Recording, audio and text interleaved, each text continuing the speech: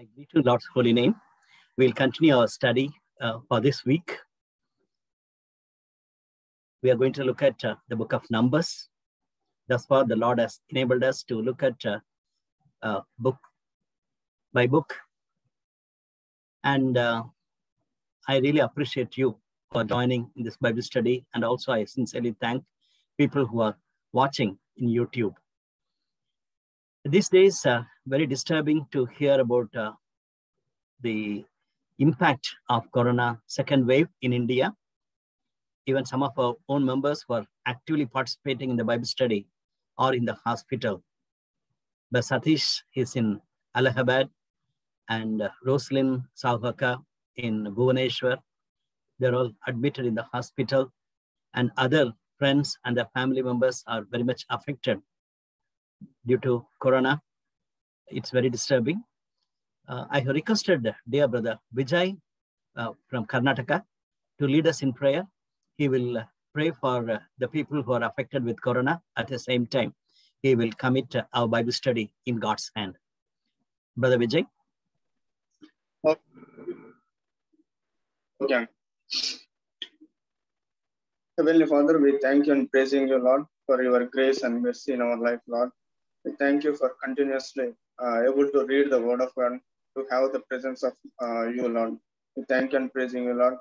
I'm praying for especially, Lord, the people who were affected by the Corona, the people who died and bereaved families also, Lord. We are praying for them. Lord, it's a very dangerous situation. We never think about it. We never have the thought about it, Lord. But things happening like politics type, Lord, so that we are coming into your presence, Lord, asking for everyone, Lord. Now we commit our sins, Lord. We ask for forgiveness, Lord, to show your mercy upon us and unbelievers also, Lord. Show your grace. Through that only we can live, Lord.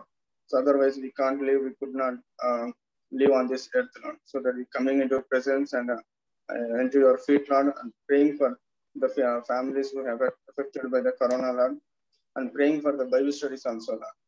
Lord, in these situations, Lord, be able to read the word of God and hear the word of God, to understand the word of God, Lord.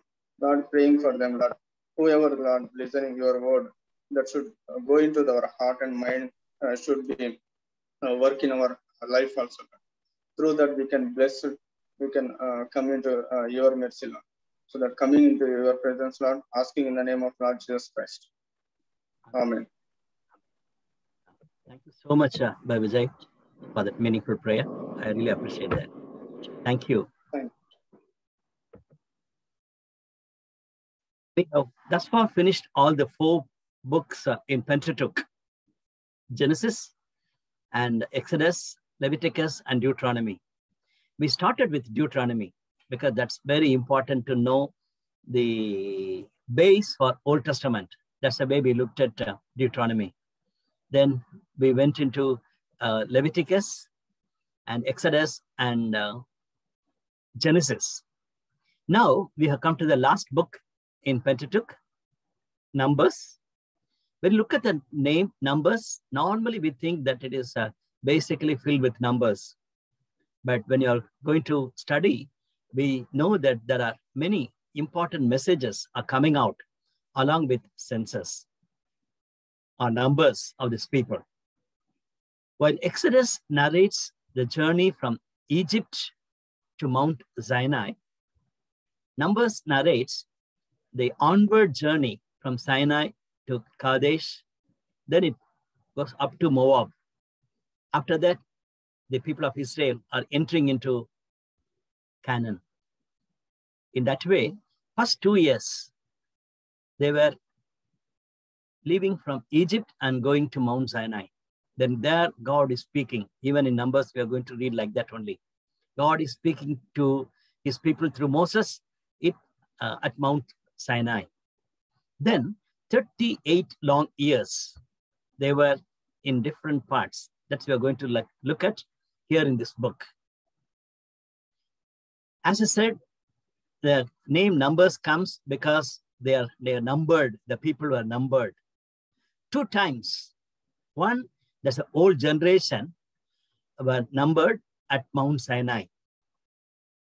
basically for people to go and confront others in war, because now they are going to enter into Canaan after winning the people around, and so that they can take the land. Then, Good evening. Good evening, Christina. We are just continuing. The second part, that is in chapter 26, we see that there is one more time they were numbered. That's a new generation that we have to understand. In that way, two times, chapter 3 and also in chapter 26, we can see that they were numbered, the people of Israel. Basically, we can divide it into first 20 chapters explain the unbelief of the people of Israel and how God was handling them or dealing with them. Second portion, it's more of preparing them to enter into Canaan. Chapter 21 onwards, we could see that God is preparing them to go into the promised land. Here we need to make note in chapter 33.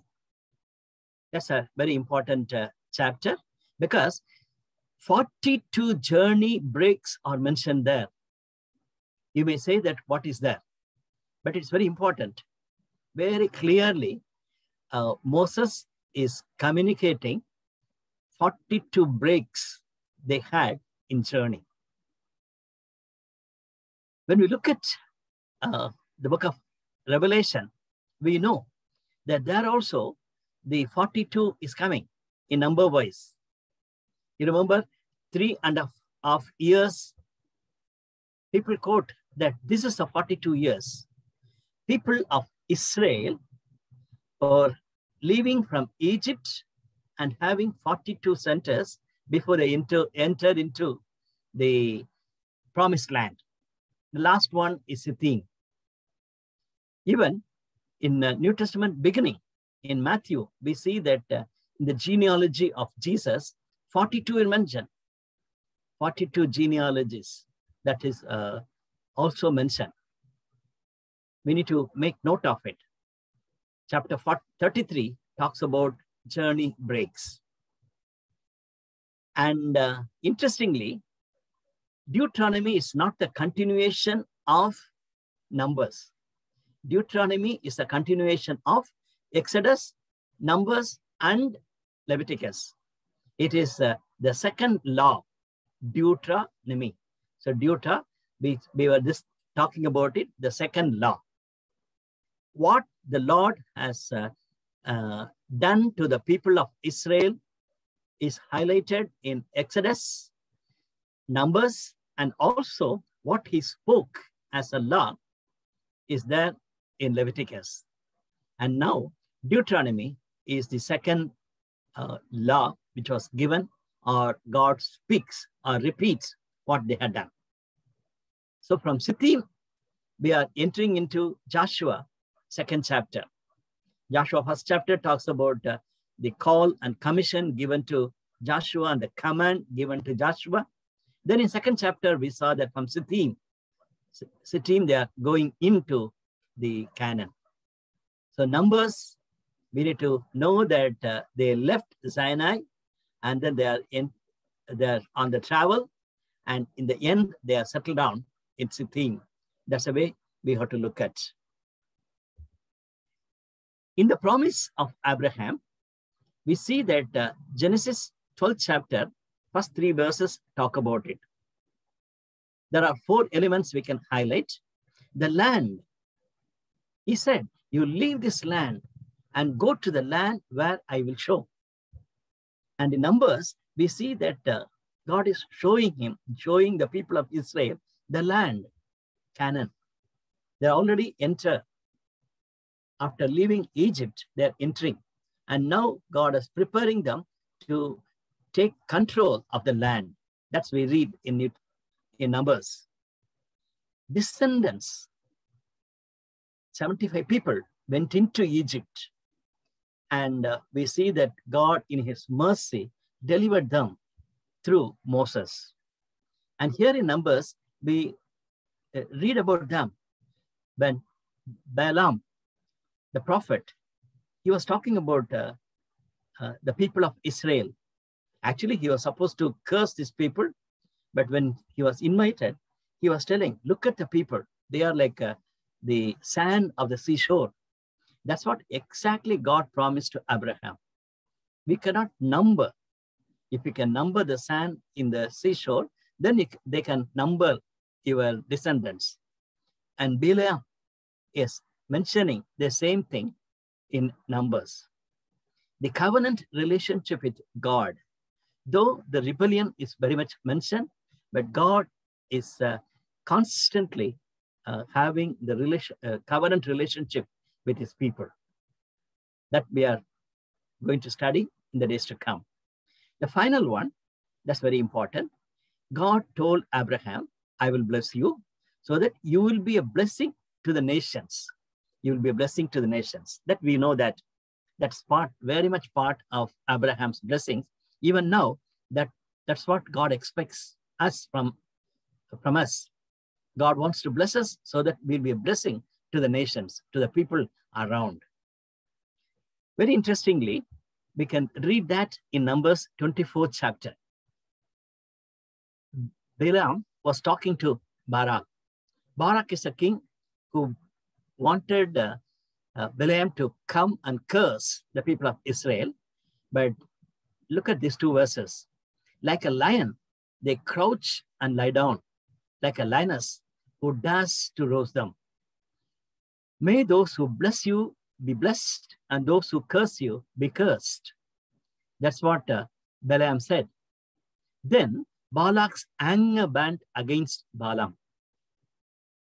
He struck his hands together and said to him, I summoned you to curse my enemies, but you blessed them these 3 times. But clearly we can remember that is about Abraham's blessing. If people are going to curse you, they'll be cursed. If people are going to bless you, you will be a blessing to others. So that's the way the prophet Balaam is telling. May those who bless you be blessed as the Lord has informed you, and those who curse you will be cursed. He is underlining God's promises. That is in Numbers we read. The broad outlines, we can have different ways. As I said, 1 to 20 and 21 to 36 could be one possibility. And another commentator is beginning people of God at Sinai, that is chapters 1 to 9. And then the travel from Sinai to Kadesh, another major station that we can read in chapters 10 to 13. After that, from Kadesh, they move out to Moab before they just enter into Canaan. With the help of Joshua, they're entering. And there we see that they were in Moab, that in the second part, it is mentioned. Otherwise, we can look at like this also. People of Israel, God is preparing them to enter to the land. Up to chapter 10, verse 10, we can read that. And the second part is clearly that from Sinai to Kadesh, it's mentioned. Then 13 to 19, we can see that 38 years near Kadesh, they were traveling. That's a long journey they have taken, 38 long years. Then they are reaching out to Moab to enter into Israel, and they were there. That we read in the second part of the book. So that's a way we can bring out the broad outline, and it will be very helpful for us as we are reading this passage. But for this week, we have a little different. First 4 chapters we are going to look at today, the commands for the first census, God's commands for the first census. And there we are going to highlight about Levites. The census of Levites is also highlighted, that we are going to look at a few minutes time. Second part, it is call for purity and journey forward. Tomorrow, God willing, we'll be looking at it. Call for purity. It's very much highlighted there. Third part, it is more of, they are delayed because of the rebellion nature. They were murmuring. and they were doing things which are not pleasing to the Lord. In that way, God has to punish them, and they were delayed for going into Canaan. That's what we can see that. Last 11 chapters, God willing, on Thursday, we will look at the anticipation of taking them to the promised land. They were really anticipating, and with they are just waiting for the new leader to come and take them into Canaan. That's the way we are going to look at this week. Today, we are going to look at a passage about God's plan for Levites. Let's hear God's word. I'm extremely happy. Dear Sister Glory from Vizag, she's ready to read the passage for us. Glory. Praise Lord. Thank you, Uncle. I'm going to read Numbers chapter, 3rd chapter, 5 to 17 verses. The Lord said to Moses, "Bring the tribe of Levi and present them to Aaron the priest to assist him. They are to perform duties for him and for the whole community at the tent of meeting by doing the work of the tabernacle. They are to take care of all the furnishings of the tent of meeting, fulfilling the obligations of the Israelites by doing the work of the tabernacle. Give the Levites to Aaron and his sons. They are the Israelites who are to be given wholly to him. Appoint Aaron and his sons to serve as priests.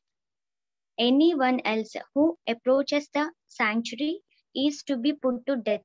The Lord also said to Moses, "I have taken the Levites from among the Israelites in place of the first male offspring of every Israelite woman. The Levites are mine, for all the firstborn are mine. When I struck down all the firstborn in Egypt, I set apart for myself every firstborn in Israel, whether human or animal. They are to be mine. I am the Lord." The Lord said to Moses in the desert of Sinai, "Count the Levites by their families and clans. Count every male a month old or more."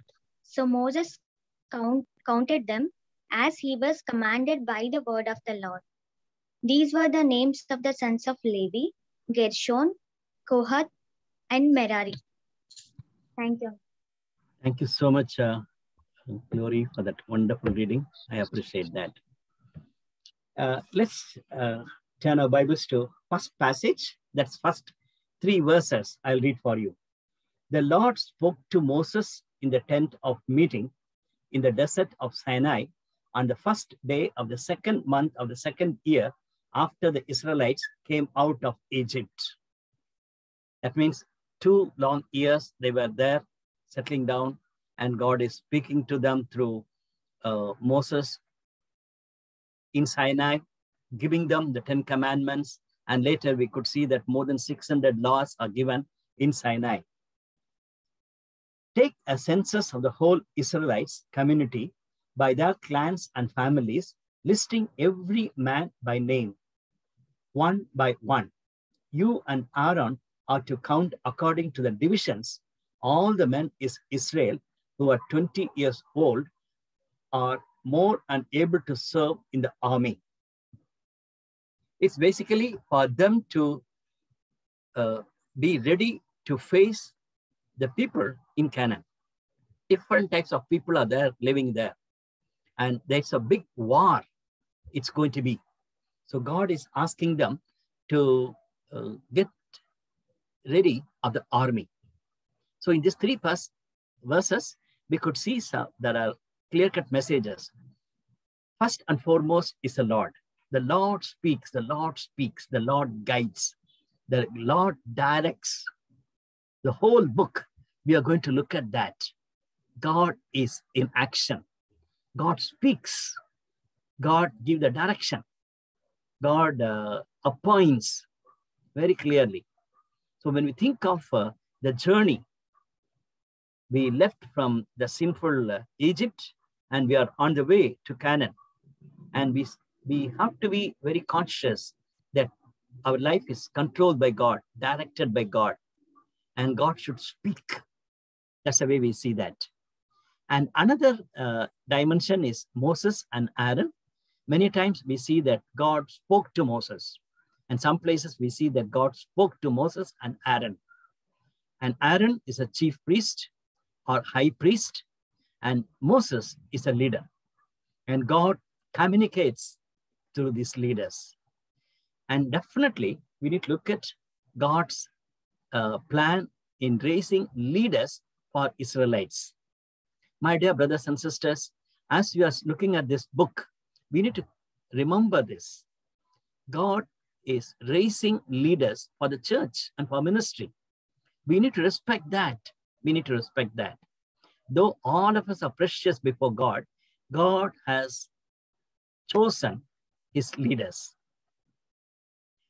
One more observation I want to make here in the beginning itself. You remember when we looked at the historical books, we saw that David had a census that we studied in 2 Samuel 24th chapter. That David wanted to make the census. That time, his military officer, Joab, came and told him, King, please don't do that. May the Lord give you 100 times of these people, but don't do this foolish thing. Don't count. This is we studied in the historical book. Let's come back to Numbers. Here, God himself says, you count the army people. There, David asked, but Joab was telling that's wrong, and that is proved right. That's proven right, that Joab is right. God was very much displeased with David. If so, we need to understand how to interpret God's word. One passage, it says that God says to Moses and Aaron, you count how many of them are ready for war. But in other place, God is not at all happy with David when he counted how many people are there. Think about it. The major reason is here God prepares the people to go into the blessed land or promised land. So, but for that they have to fight, and they need to be in the war, and they need to know who are the people who are ready. But there it was only a pride. David wanted to count the people so that he can have the pride in him. God is against people who are proud. My dear brothers and sisters, don't quote wrongly.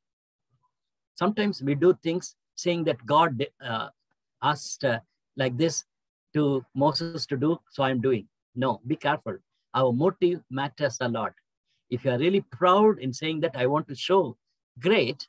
And if you do the census, then you'll be in trouble. Verse 4 onwards, we see the list of names are mentioned. You can clearly see that.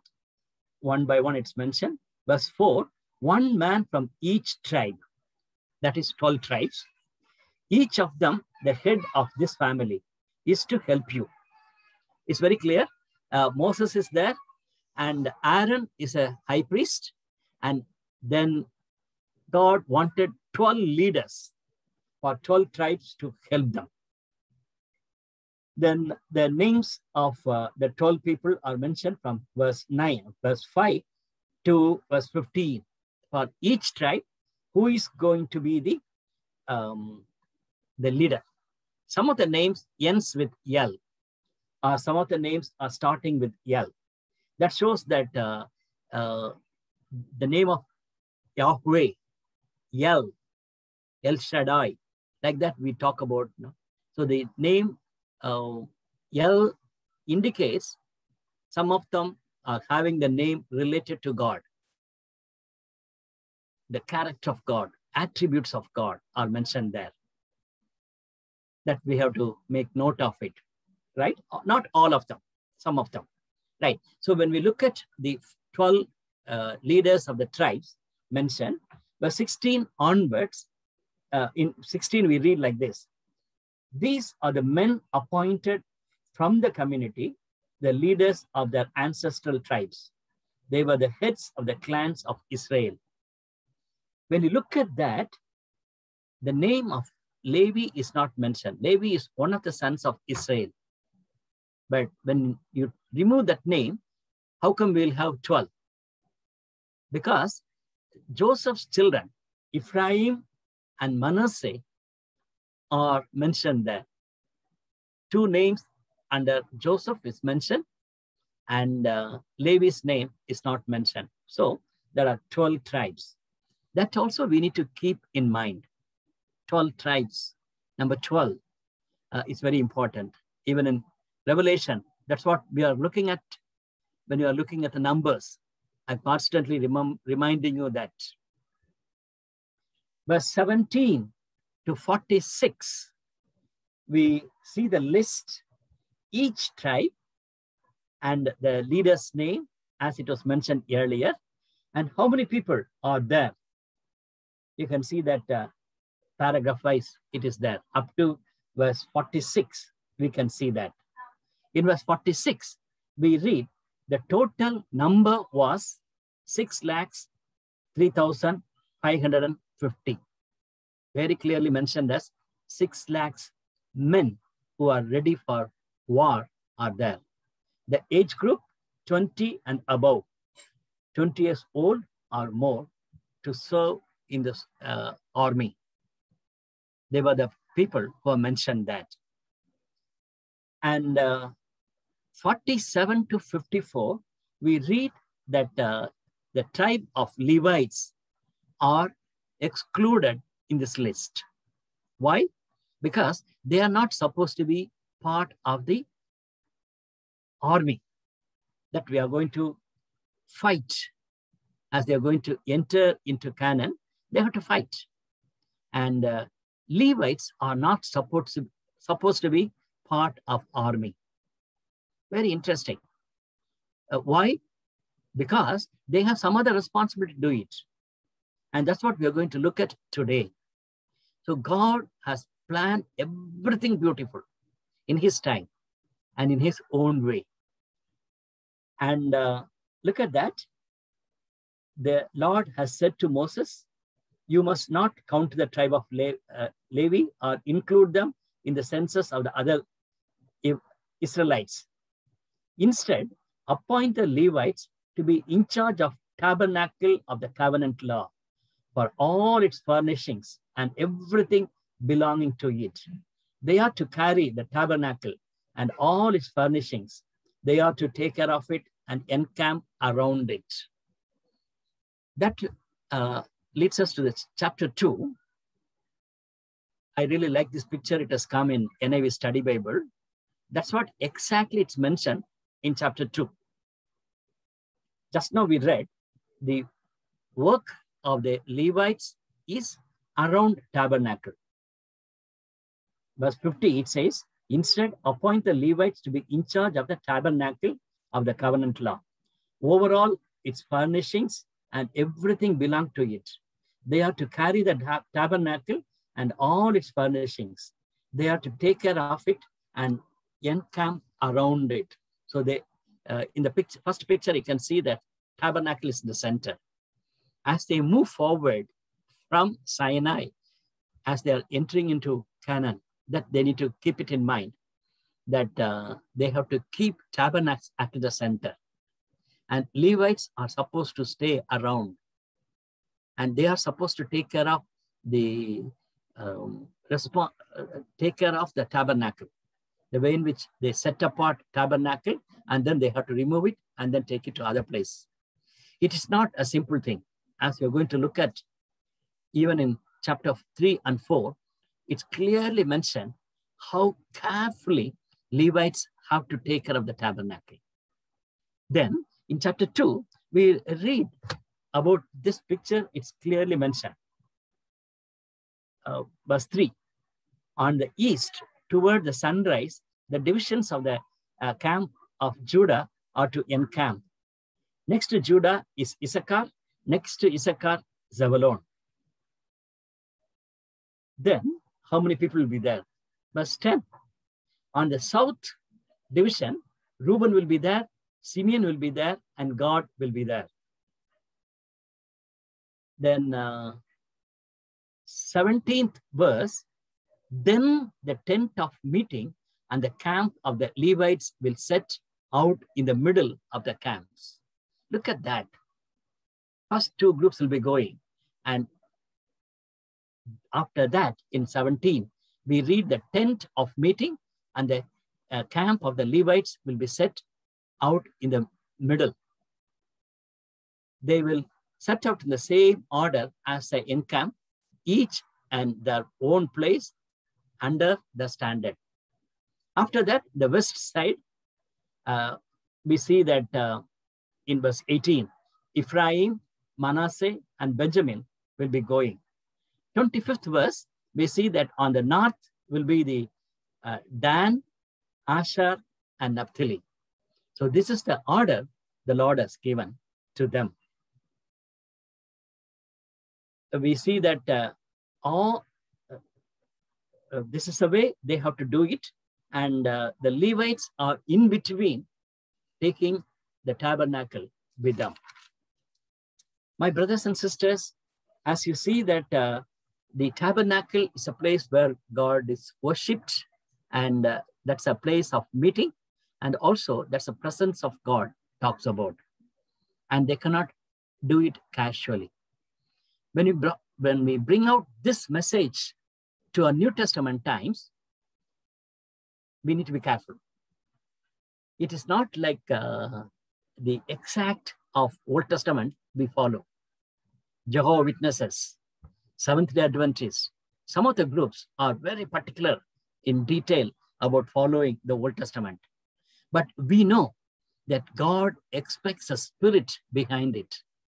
When you look at the way in which things are happening and the way in which the worships are conducted and every other detail in Old Testament, thank God it was in order. But at the same time, in New Testament, it was given as an example to us to follow, but not exactly like that. Because in the New Testament, we see a special revelation was given to us through our Lord Jesus Christ. We all know that from tabernacle, it went into the temple, and Solomon's temple was destroyed. And then later, when Haggai and Zechariah came, they rebuilt the temple. And that also was gone in Jesus' time. But when you look at the temple was gone, we see that even on the cross, when Jesus died, we hear that the screen in the temple was teared up. That means we don't have to have the Holy of Holies and Holies, things like that. We have to consider God as a Holy Father, and Jesus will take us to the presence of God. But in the Old Testament times, in the time of Numbers, we know that tabernacle is very important. Now let's go to chapter 3. Chapter 3, verse 1 goes like this. This is the account of the family of Aaron and Moses at the time the Lord spoke to Moses at Mount Sinai. Very clear. This is the account of the family of.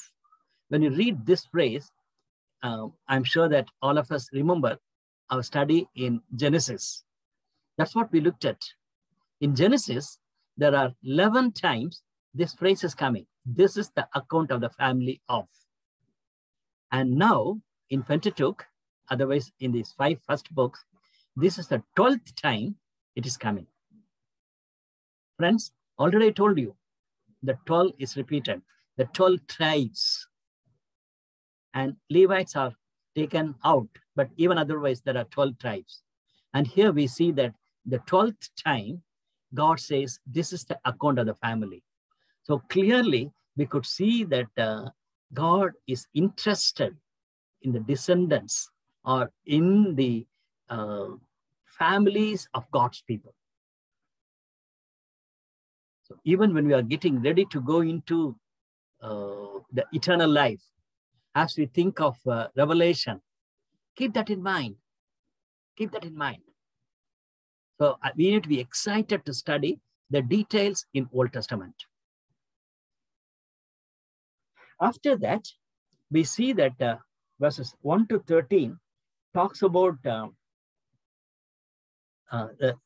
God's choices of leaders. The names of sons of Aaron, they had 4, and 2 of them died. We read in verse 4. Nadab and Abihu, however, died before the Lord when they made an offering with unauthorized fire before him in the desert of Sinai. 2 of Aaron's children died, that we studied in Exodus. And other 2, Eleazar and Itmar, served as priests during the lifetime of the father Aaron. Verse 5, the Lord said to Moses, bring the tribe of Levi and present them to Aaron, the priest, to assist him. The people of Levi are supposed to assist the chief priest or high priest, Aaron. Along with Aaron, there are 2 other sons are with him. So that's the way it was mentioned. And how God has kept the people of Levi as part of their own group. He was telling that all the firstborn are mine, but God did not choose Reuben, that we studied earlier, but God has chosen Levi to be his chosen people. After that, verse 14 onwards, we see that the Lord said to Moses in the desert of Sinai, count the Levites by the families and clans, count every male a month old or more. There's a shift. You can see the change. Earlier, people about 20 years are calculated. Here, we see that a child, a boy, 1 month old and above. So when we look at the Levites, that's the way they counted. And as we just now heard God's word, we see that the sons of Levi are 3, Gershon, Kohath, and Merari. And we see that all 3 of them have clear-cut responsibilities, and each of the families, how many numbers are there. That's a title we have for the book, Numbers. And here we see that the numbers are mentioned in all the 4 chapters. The Levites are numbered, and each one of them, what is their responsibility, that is also mentioned very clearly. For example, in 25, at the tent of meeting, Gershonites were responsible for the care of the tabernacle and tent and its coverings and curtain at the entrance of the tent of meeting. And verse 31, they were responsible for take care of the ark, the table, the lampstand, the altars, and the articles of the sanctuary used in ministry. Then the other group also mentioned very clearly what are the responsibilities they have in taking care of the items related to tabernacle and around that. My friends, when you look at this, we see that the high priest, Aaron, is supposed to take care of the Holy of Holies. In Old Testament, we know that a place others cannot go. And even in Gospels, we read that once in a year, the high priest will prepare himself in every aspect of it. Then only he can go and go into the Holy of Holies. And here, Aaron and Eleazar are supposed to go into the Holy of Holies and keep the things. After that, the 3 groups of people, they are supposed to fold it and carefully carry it as they move around, as they go forward. So that's what exactly we read that. So don't think that God is simply saying that you take care of that. No, it's a very serious matter. No other person can go near to that one. It is the sole responsibility of the Levites. And Levites cannot go into the Holy of Holies. Only the priest can go and take the things which are there that we studied in Exodus. What are the things that are supposed to be in the tabernacle? And that they have to pass it on to the Levites, and Levites are supposed to take care of. In the last passage, we see that Levites have one more role of redemptive purpose, and they have to help other tribal groups or other of his brothers wherever it is needed. That's what we read about Levites. Now, in the 4th chapter, we read about the 3 children of Levites. Little more specific. Look at that. In chapter 4, we read, the Lord said to Moses and Aaron, take a census of Kohathite, the branch of Levites, by their clans of families. Count all the men from 30 to 50 years of age who come to serve in the work at the meeting, tent of meeting. This is the 3rd census in the first 4 chapters. Very different. First one, 20 years and above. They are available for war. Second group, they are Levites, 1 month old and above. They were God's chosen people. And here we see that the other group, they are 30 plus. Count all the men from 30 to 50 years of age who come to serve in the work of the tent of meeting. It is the maturity is mentioned there. And 30 years and above, it very specifically mentioned. Even when Jesus, you remember, up to 30, he was very much with his parents. But when he was 30, he came out for ministry. My brothers and sisters, in Old Testament time, 30 matters a lot, age of 30. And then, look at that. Later, we are going to look at 50. After that, they have to return. They have to leave. So God has planned specified age groups and what to do and what not to do. In that way, when you look at the way of God doing things for his kingdom's sake, for ministry's sake, we need to be very, very careful.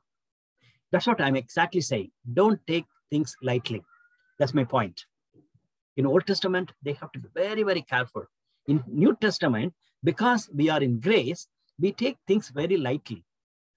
Some of our church members, some of the ministries, they very casually do things. That's not right. That's not right.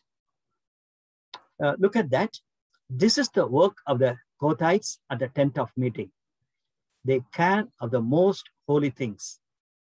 When the camp is to move, remember, they have to move from one place to other.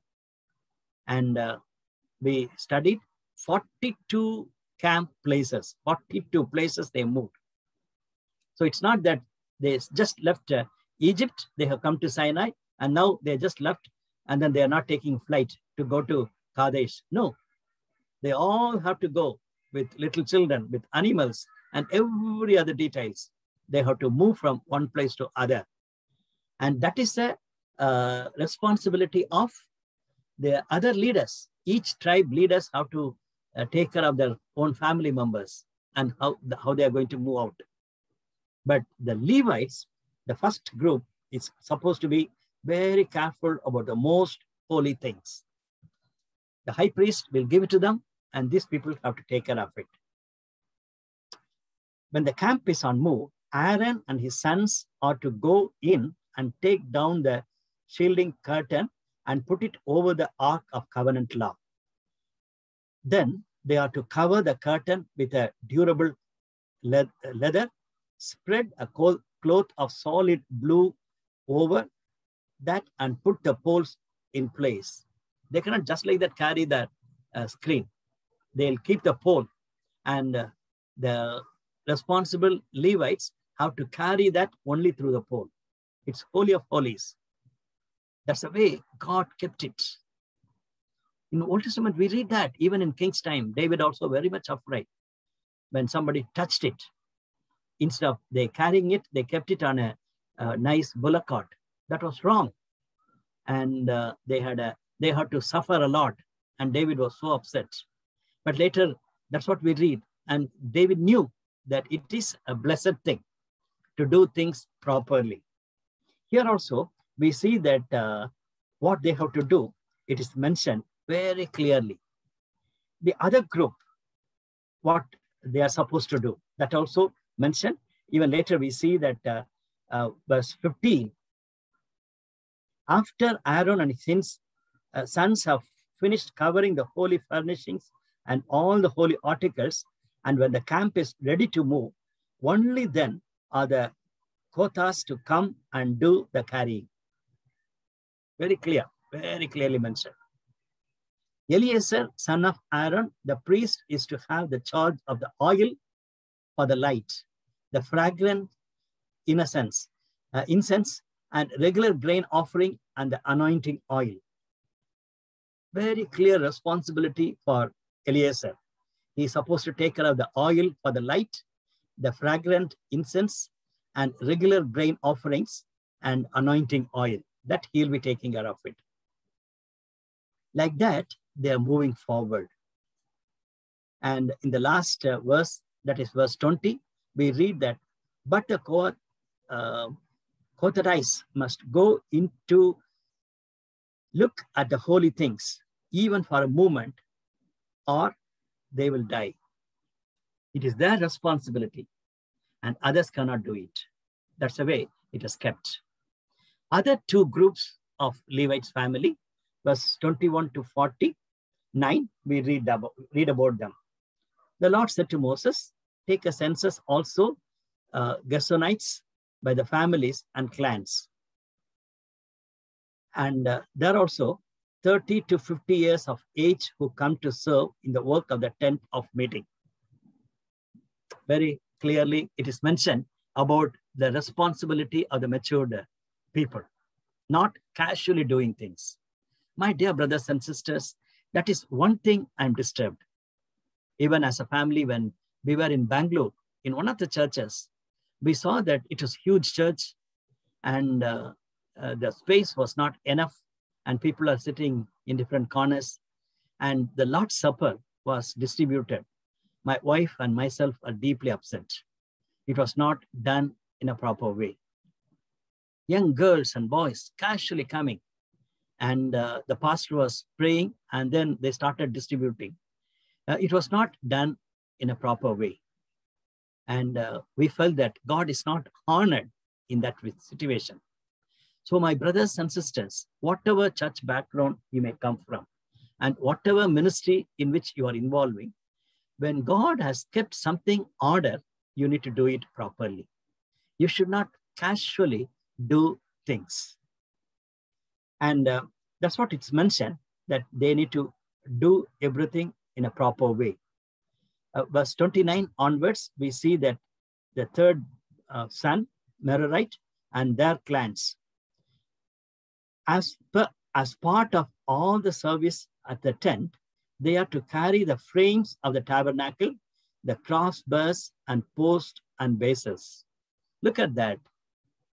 The third group, they are supposed to take care of the other items in the tabernacle.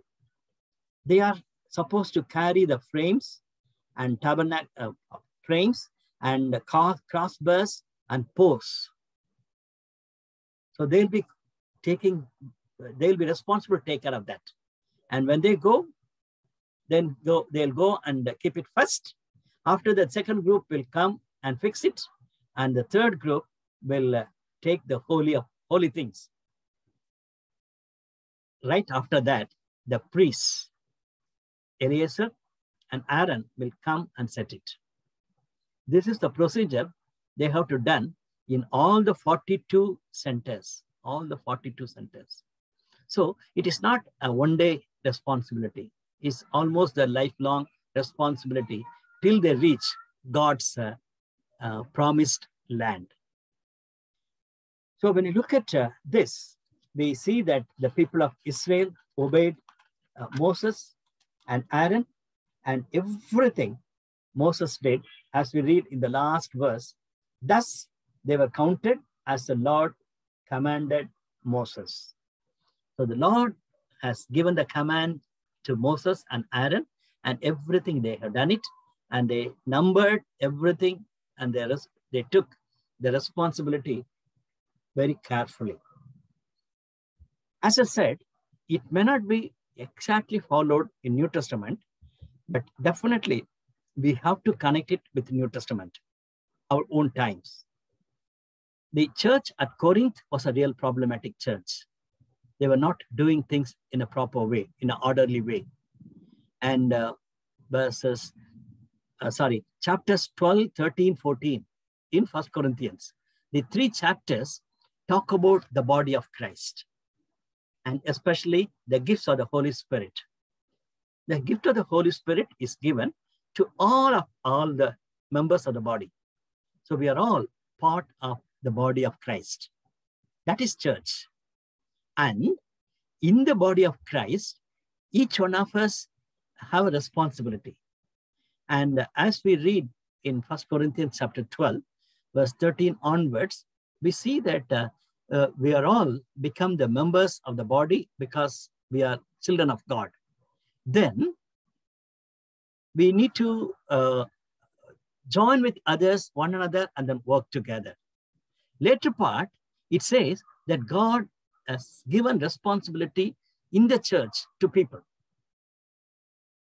In the ministry, it could be a part time for 4 years or 6 years, like that. Or for some people, it could be lifelong. Even a pastor cannot be in a church lifelong. Maybe he has to move out, and other pastor will come, and leaders will come and go. But they are with positions, they're supposed to do their responsibility.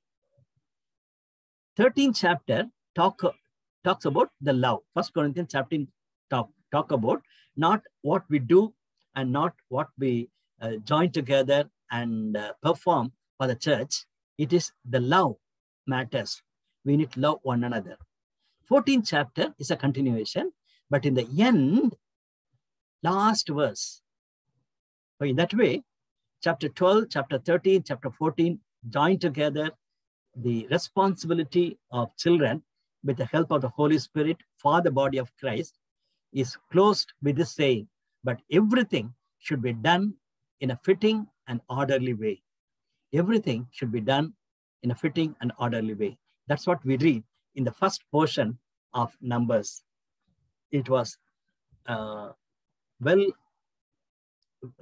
well clearly communicated by God to the people through Moses and Aaron, and they also respected it and then done it. But what about us? We may be part of the church. Some of us take responsibilities in the church and in ministry. How much we are careful?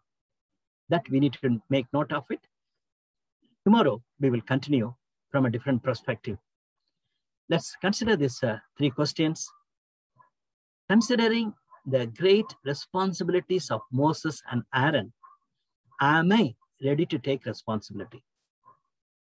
It may not be that much big, but in your church or in your organization, in your place, if God wants you to be like Moses, or if God wants you to be a spiritual leader like an high priest, like Aaron, are you ready?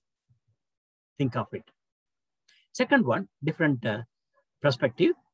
What is my attitude towards the specific instructions given to the Levites? Such a detailed instructions are given to the Levites. Basically, I want to ask a question. What is my attitude? Am I taking it lightly? In these days, young people are taking it very lightly. That's not a very good attitude. Take God's things seriously. And take God seriously. Very important. Levites are supposed to be very, very sincere. And that should be my attitude towards the instructions given to Levites. Thirdly, how do I cooperate with others doing things in an orderly way? in the ministry and in the church? Am I joining with others and doing it in a proper way? Or am I a burden? Am I a stumbling block for this unity? Let's think about it. Let's pray together. Father in heaven, we thank you for the message we have received about Levites, about the commitment of Moses, and about the leadership of Aaron. As you have guided them, they have done their job. Even today, Lord, help me and help us to be very much closely watching the ways in which you are guiding and leading and speaking. Help us to obey, Lord. Even in these days, in the churches and in the ministries, many of our friends are dishonoring you in not obeying your word. And in some of the churches and some of the places, they don't have a respect for your place, for people, for your presence. Forgive us, oh God, forgive us. And as we continue our study from Numbers, Lord, we pray that you minister to us and give us a good night rest. In Jesus' name we pray. Amen.